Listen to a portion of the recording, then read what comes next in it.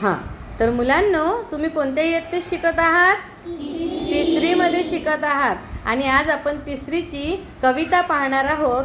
विषय भाषा, प्रकाशातले तारे तुम्ही. काय आहे कवितेचं नाव?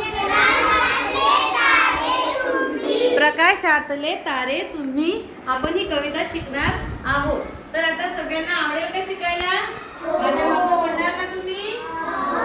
ठीक आहे, चला सुरू करूया.